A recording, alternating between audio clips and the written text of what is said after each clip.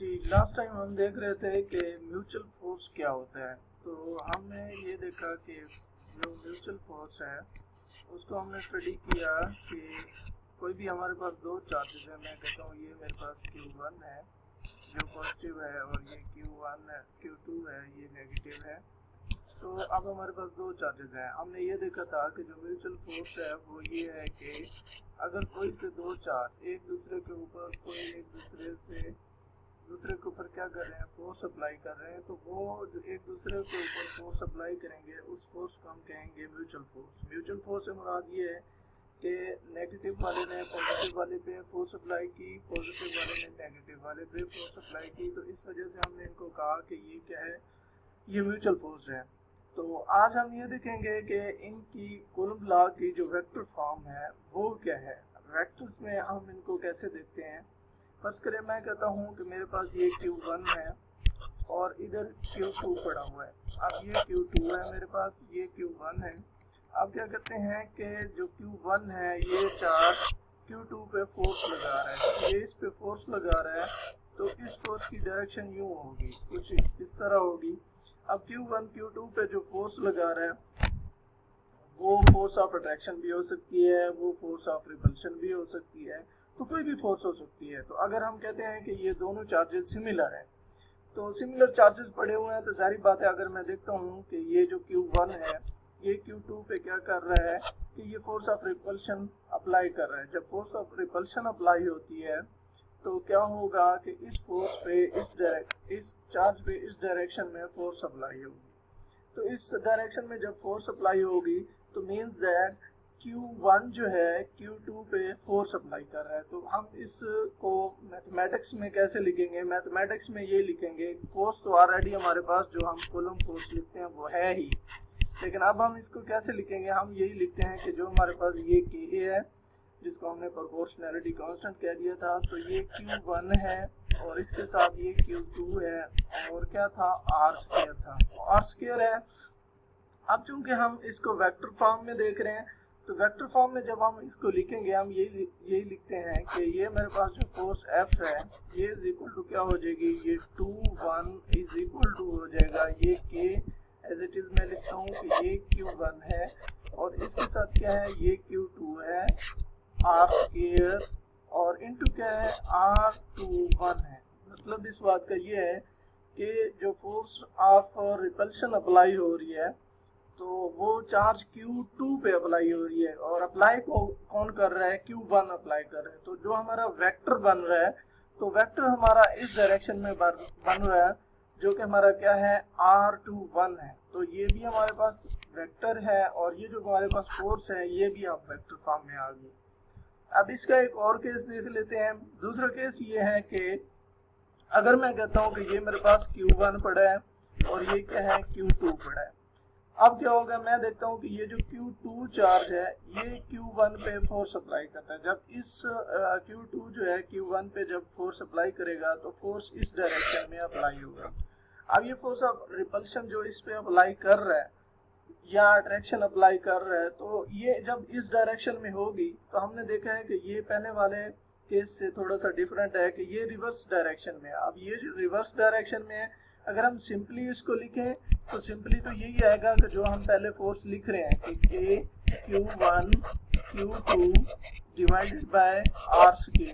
अब ये तो हमारे पास हो गया इसका कूलम्ब लॉ का सिंपल केस। अगर मैं इसको वेक्टर फॉर्म में लेकर आता हूँ तो अब मैंने ये देखा है कि क्या है कि जो Q4 Q2 है ये Q1 पे फोर्स अप्लाई कर रहा है। तो इसको मैं जब वेक्टर फॉर्म में लिखूंगा तो F क्या हो जाएगा, F1 2 is equal to K और इसके साथ क्या होगा, Q1 और Q2 डिवाइडेड बाय R²।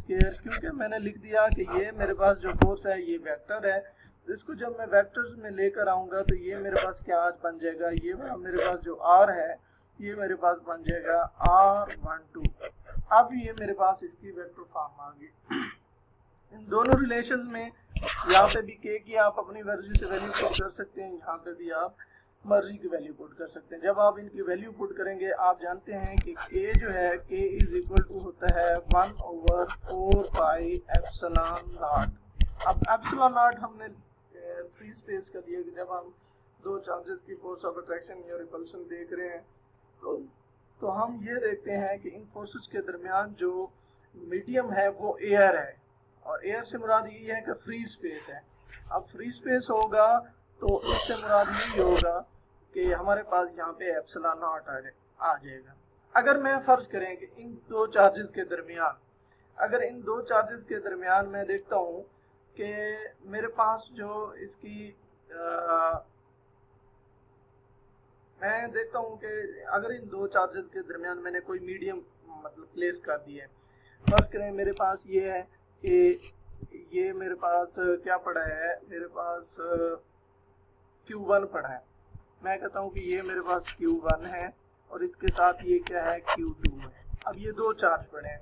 जब ये दो चार्ज पड़े हैं, अब मैं कहता हूँ कि इनके दरमियान ये वाला जो डिस्टेंस है, अब इस डिस्टेंस में मैंने कोई भी मीडियम रखना है। फर्ज करें मैं कोई भी मीडियम रखता हूँ, डाई इलेक्ट्रिक रखता हूँ या फिर कोई और मीडियम रखता हूँ या फिर इंसुलेटर रखता हूँ। इसमें एक बात थोड़ी कंसेप्ट की है कि कोई आपसे पूछे कि ये जो आपने यहाँ पे मीडियम प्लेस करना है, आप कभी कह रहे हैं कि हमने इंसुलेटर रखना है और कभी कह रहे हैं कि हमने इसमें क्या रखना है, ये इंसुलेटर हो गया, या आप कहते हैं कि हमने क्या रखना है, डाई इलेक्ट्रिक रखना है।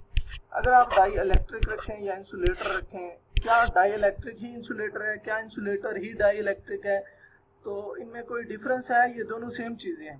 देखें, इनमें डिफरेंस की बात ये है कि जो इंसुलेटर होता है आपका, ये आप क्या कर रहे होते हैं, ये आप देख रहे होते हैं इलेक्ट्रिकल प्रॉपर्टीज के हवाले से। आप इंसुलेटर को इलेक्ट्रिकल प्रॉपर्टीज के हवाले से इस तरह डिस्कस करते हैं कि इसमें इलेक्ट्रिसिटी जो है वो कंडक्ट कर रही है या नहीं कर रही। आप इलेक्ट्रिसिटी इसमें देखते हैं कि अगर वो कंडक्ट करती है तो फिर तो इसका मतलब है कि वो कंडक्टर होता है। अगर इलेक्ट्रिसिटी कंडक्ट नहीं कर रही फिर आप कहते हैं नहीं ये इंसुलेटर है। लेकिन जो डाई इलेक्ट्रिक का केस है, डाई इलेक्ट्रिक का केस ये है कि ये एनर्जी स्टोर के लिए यूज किया जाता है। एनर्जी स्टोरिंग से मुराद ये है कि फर्ज करें आपके पास कोई एक मीडियम है लाइक दैट, इस तरह। अब आपको उसको सिंपल देखेंगे तो वो इस शेप में उसके अगर एटम पड़े हैं, तो अब जब आपको पता है कि कोई अगर एटम फ्री स्टेट में पड़ा है तो वो न्यूट्रल होता है, तो आप देखेंगे कि इस पे क्या है, पॉजिटिव चार्जेस हैं। जब इस पे पॉजिटिव चार्जेस होंगे तो आपको तो यही फील होगा कि इसमें ना ही इलेक्ट्रिक चार्ज स्टोर हो सकता है और ना ही इसमें इलेक्ट्रिसिटी कंडक्ट कर सकती है। लेकिन इंसुलेटर को आप लेते हैं इलेक्ट्रिसिटी ट्रांसफर के लिए कि इलेक्ट्रिसिटी कंडक्ट कर रही है या नहीं कर रही। लेकिन डाई इलेक्ट्रिक इसलिए ले रहे हैं कि आपका उसमें क्या इलेक्ट्रिक फील्ड के लिहाज से उसमें चार्ज स्टोर हो रहा है या नहीं हो रहा। अब जैसे ही इस पे फील्ड अप्लाई होता है, अगर मैं इस पे फील्ड अप्लाई कर दूं, इस डाई इलेक्ट्रिक पे मेरा जैसे ही फील्ड अप्लाई होगा, ये डाई इलेक्ट्रिक है, मेरे इस पे अगर फील्ड अप्लाई होता है तो फील्ड अप्लाई होने से क्या मुराद है, फील्ड अप्लाई होने से ये मुराद है कि ये वाला जो आपका एटम है ये क्या हो जाएगा कि ये पोलराइज हो जाएगा। पोलराइज से मुराद ये है कि जो इसके पॉजिटिव आइन आप देख रहे हैं ये प्लस माइनस में चेंज हो जाएगा, मतलब इसमें पोलराइजेशन आ जाएगी। टोटली इसमें क्या आ जाएगी, पोलराइजेशन आ जाएगी। जब इसमें पोलराइजेशन आ जाएगी तो पोलराइजेशन से मुराद ये है कि इस पूरे एटम ने या मीडियम ने क्या किए है कि चार्ज स्टोर किए है। ठीक है, अब क्या ये जब चार्ज स्टोर कर रहा है तो फिर हम क्या इसको कह सकते हैं कि ये क्या है, कंडक्ट कर रहे हैं। देखिए, कंडक्ट के लिए ये है कि हम एक तो ले रहे हैं कि एज अ कंडक्टर है, लेकिन हमने देखा है कि जो सेमीकंडक्टर होते हैं, सेमीकंडक्टर क्या करते हैं, सेमीकंडक्टर भी हमारे पास इलेक्ट्रिसिटी कंडक्ट करते हैं। अगर हम सेमीकंडक्टर को देखें तो अब सेमीकंडक्टर और डाई इलेक्ट्रिक में भी कोई डिफरेंस है या नहीं है। देखिए, सेमीकंडक्टर ये होता है कि अगर किसी का जो बैंड गैप होता है या फिर जिसमें वो क्या करता है, कंडक्ट करता है, कंडक्शन आती है, उसकी जो बैंड गैप है वो इतना नैरो है कि उसका जो फर्मी लेवल है, फर्मी लेवल उसका 4 से कम है। अगर उसका फर्मी लेवल 4 से कम है तो फिर जो आपका मटेरियल है वो सेमीकंडक्टर है। अगर उसका फर्मी लेवल जो है वो क्या है, ग्रेटर देन 4 है, ग्रेटर देन अगर 4 आ रहा है तो इसका मतलब ये है कि जो आप मटेरियल यूज कर रहे हैं वो आपका क्या है, वो डाई इलेक्ट्रिक है, वो आपका मटेरियल जो होगा वो डाई इलेक्ट्रिक होगा। तो इसमें आपको क्या है कि जो आप इसमें यहाँ पे मीडियम यूज करने जा रहे हैं, आइदर आपका इंसुलेटर है आइदर आपका डाइलेक्ट्रिक है, आइदर आपका सेमीकंडक्टर है, तो आपको यहाँ पे कंप्लीट इंफॉर्मेशन होनी चाहिए कि यहाँ पे हम क्या चीज़ यूज़ कर रहे हैं। तो दूसरी तरफ जाते हैं कि जब हम क्या करते हैं कि जब हम k की वैल्यू लिखते हैं, मैं कहता हूँ कि जो k है मेरे पास 1/4 पाई ये एप्सिलॉन नॉट है। अब ये जो एप्सिलॉन नॉट है ये तो हमने परमिटिविटी लिया जो कि फ्री स्पेस है। अगर जब हम क्या कर देते हैं कि मटेरियल प्लेस कर देते हैं, जब मटेरियल प्लेस कर देंगे तो वो हमारे पास जो परमिटिविटी आएगी वो हमारे पास रिलेटिव परमिटिविटी आएगी। तो वो जो हमारे पास परमिटिविटी होगी वो होगी हमारे पास रिलेटिव परमिटिविटी। अब जो रिलेटिव परमिटिविटी है बेसिकली वो है क्या, अब relative permittivity is equal to होता है एप्सिलॉन आर। तो ये होता है रिलेटिव परमिटिविटी की जो डेफिनेशन है वो ये है कि जो रेशियो होती है जो आपने मीडियम रखा है, the ratio between medium you have place there and, और उसके साथ जो दूसरा क्या होगा फ्री स्पेस। मतलब क्या है कि मैं ये जो एप्सिलॉन आर मैं इसकी जो रेशियो ले रहा हूँ, मैं कहता हूँ जो एप्सिलॉन नॉट है मेरा जो मीडियम है उसकी है, और एप्सिलॉन नॉट जो है ये क्या है ये मेरे फ्री स्पेस की है। तो ratio between the medium you place between and free space. तो एप्सिलॉन आर बेसिकली हमके पास क्या आएगा, epsilon r is equal to आ जाएगा एप्सिलॉन ओवर एप्सिलॉन नॉट। अगर मैं इस एप्सिलॉन की वैल्यू निकालूं तो ये एप्सिलॉन मेरे पास क्या आ जाएगा, ये एप्सिलॉन मेरे पास आ जाएगा epsilon nought into epsilon R. अब जब आप किसी भी मीडियम की वैल्यू लिखेंगे लाइक दैट, जैसे मैंने 4 पाई एप्सिलॉन नॉट लिखा है, अगर आप कोई भी इंसुलेटर या कोई भी डाइलेक्ट्रिक यूज कर रहे हैं तो इसकी जगह पे हम फिर क्या करेंगे, ये वाली वैल्यू लिखेंगे। अब अगर मैं इसको लिखूं तो इसको लिखने के लिए क्या आ जाएगा मेरे पास, ये आ जाएगा कि k इज इक्वल टू आ जाएगा 1/4 pi epsilon nought into epsilon R. तो फिर क्या करेंगे, हम इसकी वैल्यू यहाँ पे प्लेस कर देंगे, जो कि अब ये वाली जो इंफॉर्मेशन है हमें कंप्लीट इंफॉर्मेशन किसकी देगा, अब ये वाला हमें कंप्लीट इंफॉर्मेशन ये देगा कि आपका जो k है वो किसकी इंफॉर्मेशन दे रहा है, आइदर आपकी एप्सिलॉन नॉट की दे रहा है, एप्सिलॉन आर की दे रहा है, फ्री स्पेस की दे रहा है या मीडियम की दे रहा है, तो किसकी दे रहा है आपको इंफॉर्मेशन। तो आप यहाँ से इसकी जो वैल्यू है आप यहाँ से फाइंड आउट कर सकते हैं।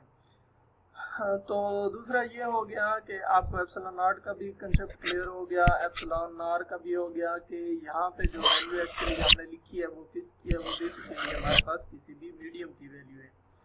तो ये था हमारे पास कि k की डिपेंडेंसी क्या होती है।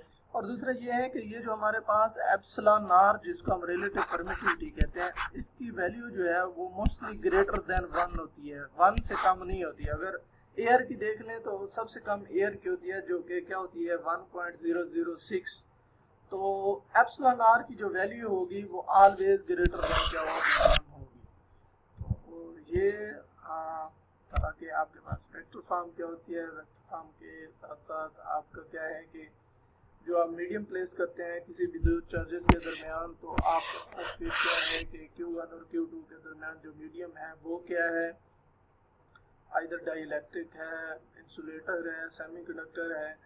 तो ये आपका जो टॉपिक था ये था वेक्टर फॉर्म।